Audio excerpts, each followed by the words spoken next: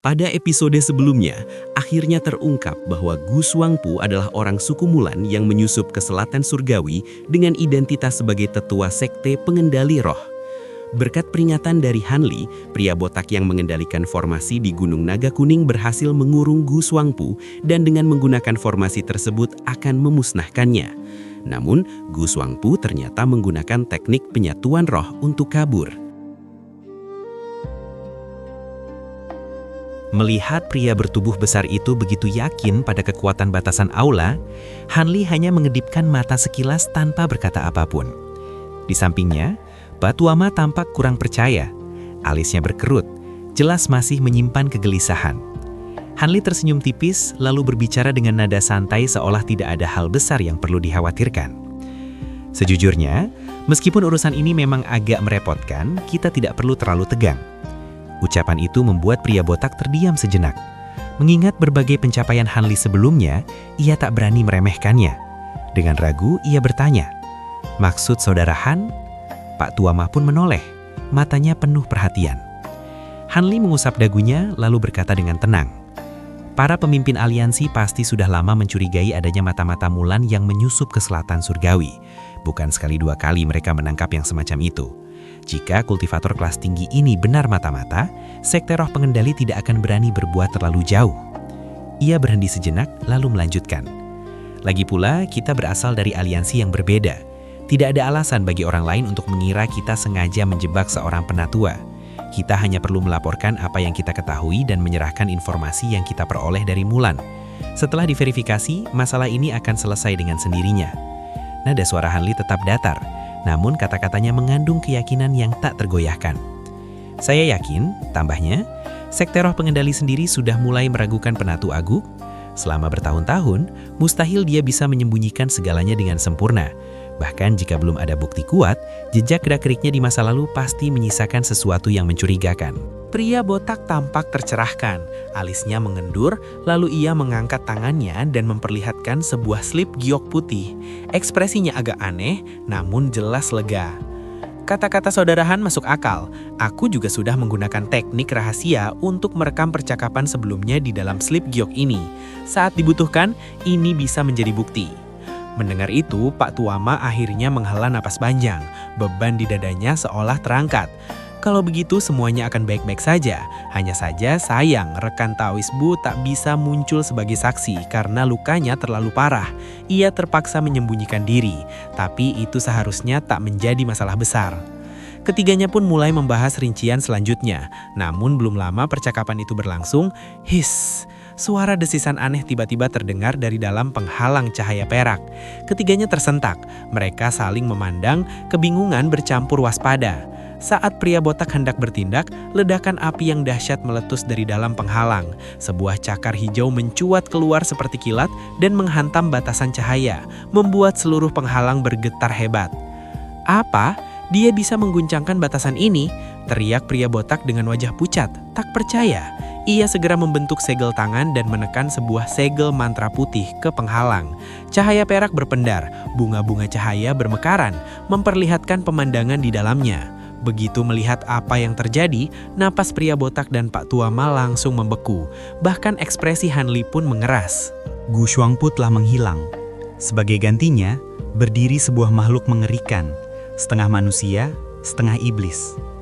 Makhluk itu masih mengenakan jubah Gu Xuangpu, namun seluruh wajah dan tubuhnya kini tertutup sisik hijau. Matanya bersinar dingin dan buas. 10 jarinya berubah menjadi cakar setajam pisau. Dari punggungnya, menjulur ekor sepanjang 2 meter yang mengetuk lantai dengan gerakan perlahan namun penuh ancaman. Wajah bersisik itu masih jelas milik Gu Xuangpu. Saat ia membuka mulutnya, lidah ular menjulur keluar, disertai desisan menjijikan yang membuat bulu kuduk meremang. Begitu Pak Tuama mengenali wujud itu, wajahnya seketika memucat. "Teknik penggabungan roh," teriaknya dengan suara gemetar. "Dia telah menyatu dengan ular giok ekor ganda." Pria botak ikut terguncang. Teknik penggabungan roh? Bukankah itu teknik terlarang yang sudah lama hilang? Apakah dia tidak takut jiwanya terhapus dari siklus reinkarnasi? Tanpa ragu lagi, ia menepuk kantong penyimpanannya. Cahaya perak berkilat, sebuah medali perintah pembatasan muncul di tangannya. Ia meniupkan chi spiritual ke medali itu dan melemparkannya ke udara. Saat ia mulai melafalkan mantra, monster ular itu bergerak lebih dulu. Tatapannya yang jahat menyapu ketiga orang di luar penghalang. Lidahnya mencentik cepat, lalu pipinya terbelah dan menyemburkan cairan ungu kehitaman. Pria botak langsung menghentikan mantranya dan menunjuk medali tersebut. Medali itu bersinar terang, menembakkan lebih dari 10 segel mantra perak ke penghalang. Setiap segel disertai raungan naga samar. Penghalang bergetar keras, lalu menebal. Arus cahaya perak tak terhitung mulai mengalir dan memadat di permukaannya. Namun saat racun ungu kehitaman menghantam, sebagian penghalang langsung menghitam. Warna gelap itu menyebar hingga hampir 3 meter. Monster itu menyeringai. Kedua ekornya menghantam lantai. Tubuhnya melesat maju dalam cahaya hijau dan cakar tajamnya menghantam penghalang. Boom! Batasan yang kokoh itu robek seperti kertas. Monster itu bersiap kabur. Pria botak dan Pak Tuama serempak bereaksi. Mereka meludahkan harta pelindung masing-masing, membungkus tubuh mereka dengan lapisan cahaya. Mereka tahu betul, seorang kultivator Nascent Soul tahap awal yang menggunakan teknik penggabungan roh setara dengan Nascent Soul tahap menengah. Namun sebelum mereka sempat bergerak lebih jauh, Hanli menghela napas pelan. Dalam sekejap, sosoknya mengabur dan muncul tepat di depan celah penghalang. Monster ular itu terkejut melihat Hanli menghalangi jalannya. Tatapan buasnya menyala, dan tanpa peringatan, ia kembali menyemburkan racun ungu hitam. "Hati-hati rekan Dawishan!" teriak pria botak dan Pak Tuama bersamaan. Namun Hanli seolah tak mendengarnya. Ia mengangkat lengannya perlahan. Jari-jarinya diselimuti api biru yang berkilau lembut, lalu ia menangkap racun itu dengan tangan kosong. Jantung kedua kultivator Nascent Soul hampir berhenti. Monster itu pun menyemburkan racun lagi. Senyum tipis nyaris tak terlihat muncul di wajah Hanli.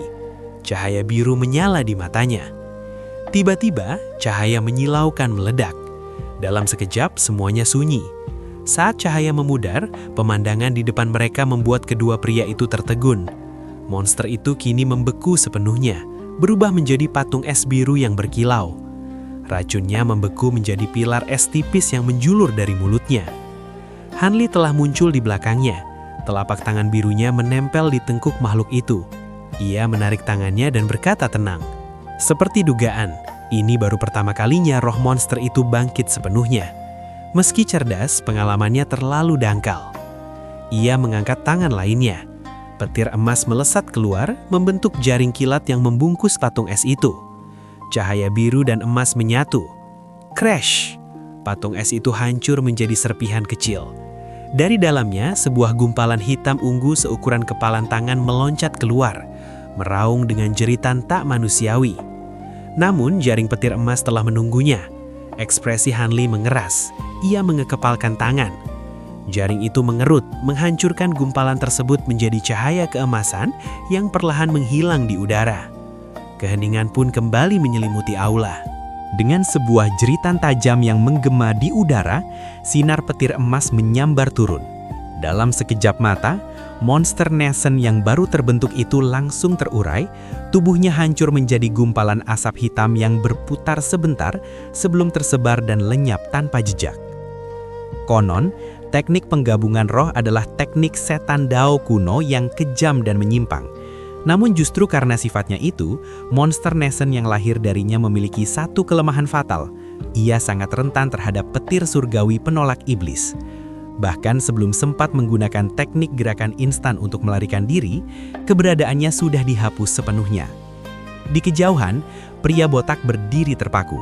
Rahangnya terenganga lebar, matanya membelalak seolah jiwanya belum sepenuhnya kembali ke tubuhnya. Ia bahkan lupa bagaimana caranya menutup mulut. Pak Tuama tampak lebih tenang di permukaan, tetapi matanya terbuka lebar tanpa berkedip. Dalam benaknya, gelombang kejut yang hebat terus berulang. Ia sama sekali tidak mampu mengucapkan sepatah kata pun. Hanli sudah menduga reaksi seperti itu. Ekspresinya tetap datar, seolah apa yang barusan terjadi hanyalah urusan sepele.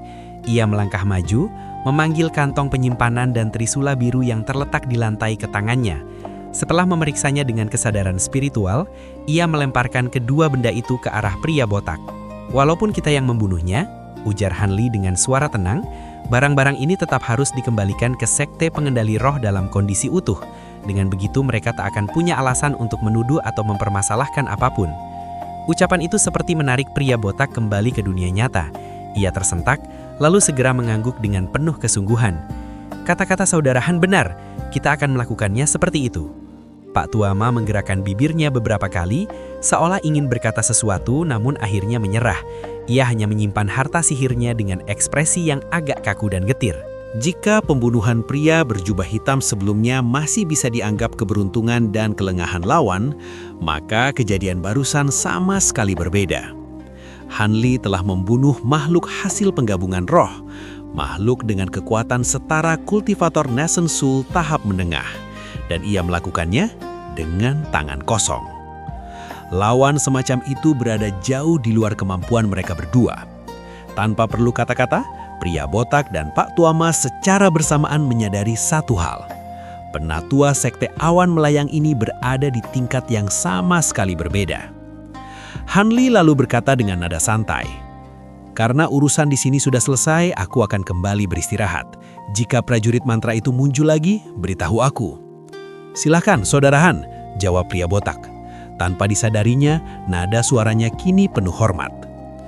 Han Li tersenyum tipis, melambaikan tangan, lalu meninggalkan aula dengan langkah tenang. Apa yang barusan ia tunjukkan, api es surgawi dan petir emas penolak iblis, sebenarnya adalah langkah yang terpaksa ia ambil. Jika ia tidak segera bertindak, monster ular itu pasti akan kabur. Pada saat itu, pria botak dan Pak Tuama hampir mustahil bisa menghentikannya. Lagi pula setelah berhasil memadatkan Nascent Soul, Han Li tak lagi merasa perlu menyembunyikan kekuatannya seperti dahulu. Situasinya sekarang sangat berbeda dibandingkan masa-masanya di lautan bintang luar, ketika ia masih lemah dan harus hidup dengan penuh kewaspadaan di wilayah asing. Saat itu, satu kesalahan kecil saja bisa membuatnya diburu hingga mati. Kini, ia telah berdiri di lapisan atas dunia kultivasi. Tak banyak orang yang benar-benar bisa mengancamnya. Terlebih lagi, dengan invasi Mulan yang sedang berlangsung, menyembunyikan kekuatan hanya akan mengundang masalah. Cepat atau lambat, Sekte Roh dan Markis Nanlong pasti akan mengetahui kemampuan aslinya dari peristiwa di dataran Mulan. Daripada terus diremehkan, lebih baik ia menunjukkan sebagian kekuatannya. Cukup untuk membuat para ikan kecil berpikir dua kali sebelum berani bersekongkol melawannya. Tentu saja, tidak semua kemampuan terkuatnya akan ia perlihatkan. Saat berjalan menuju kediamannya, Han Li teringat sensasi aneh dari api Apex ungu ketika menyelimuti monster Nascent tadi. Api itu terasa tidak stabil, seolah menolak digunakan sepenuhnya.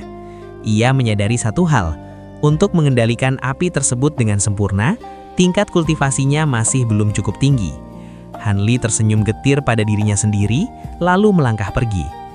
Di aula, Pak Tuama menatap punggung Han Li yang menghilang, lalu tersenyum pahit.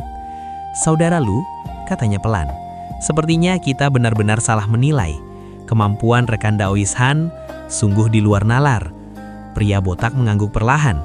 Ada kekaguman jelas di wajahnya. Benar, walaupun ia baru di tahap awal Nascent Soul, kombinasi petir emas dan api biru itu sudah cukup untuk menekan kultivator tahap menengah. Pak Tuama tersenyum tipis. Namun ini justru kabar baik bagi kita. Dengan sekutu sekuat itu, kita tak perlu terlalu takut menghadapi serangan prajurit mantra. Pria botak mengangguk, lalu tiba-tiba mengernyit. Hanya saja, api biru itu belum pernah kudengar sebelumnya. Mengenai petir emas, aku merasa pernah mendengar rumor, tapi tak bisa mengingatnya. Saudara Ma tahu sesuatu? Pak Tuama termenung sejenak, lalu menggeleng pelan. Tidak, ini juga pertama kalinya aku melihat petir semacam itu. Bahkan Nascent Soul yang hampir tak berwujud pun tak bisa menghindarinya. Sudahlah, kata pria botak sambil mengibaskan tangan. Apapun rahasia rekan Daois Han, itu adalah keberuntungan bagi kita. Namun matanya kemudian menyipit dan senyum dingin muncul di sudut bibirnya. Kita masih punya urusan besar besok. Pak Tuama tertegun. Urusan apa? Kilatan dingin melintas di mata pria botak. Karena Mulan mencoba mematahkan formasi kita dengan mata-mata, kenapa kita tidak membalas dengan cara yang sama? Pemahaman langsung menyambar pikiran Pak Tuama. Kakak Lu, maksudmu sederhana saja. kita?"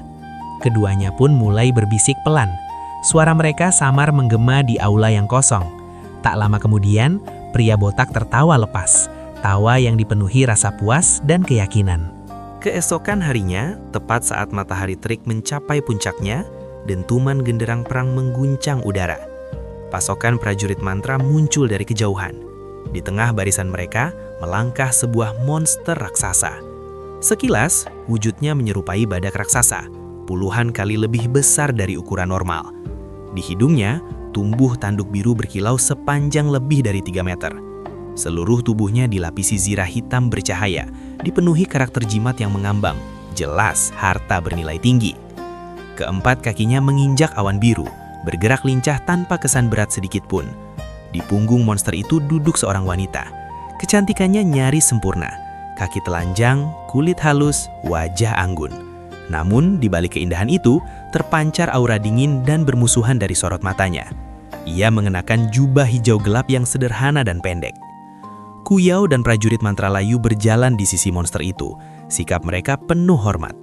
Tiba-tiba, wanita berjubah hijau itu mengeluarkan seruan pelan. "Yi?" Kuyao segera bertanya, "Ada apa Tuan Le? Apakah Anda menemukan sesuatu?" Wanita itu mengernyit tipis. "Ada yang tidak beres." Prajurit mantra layu ikut waspada. "Apakah rencana berubah? Mungkinkah orang itu gagal?" "Belum tentu," jawab wanita itu dingin. "Kalian berdua periksa ke depan." Setelah itu, ia menutup mata dan tak berkata apa-apa lagi. Kuyao dan prajurit mantra layu menyebarkan kesadaran spiritual mereka. Tak lama kemudian, ekspresi terkejut muncul di wajah keduanya. "Apa yang terjadi?" gumam Kuyao. "Kabutnya menghilang. Bukankah seharusnya formasi hanya rusak setengah agar kita bisa memusnahkan mereka?" Prajurit mantra layu menggaling pelan. "Aku juga tidak tahu. Kita lanjutkan dulu dan lihat langsung." Pasukan pun bergerak maju dengan kewaspadaan penuh. Saat mereka tiba di lokasi kemarin, kabut hijau gelap yang tak berujung telah lenyap. Yang tersisa hanyalah pegunungan dan platform batu giok di puncaknya. Namun bangunan-bangunan itu kini hancur dan hangus, sebagian masih mengepulkan asap. Keheningan menyelimuti segalanya, menciptakan pemandangan yang suram dan ganjil. Pasukan terbelah dua saat wanita berjubah hijau maju perlahan. Tak seorang pun berani bersuara. Wanita itu mengamati sekeliling, lalu menyibakkan rambutnya ke belakang.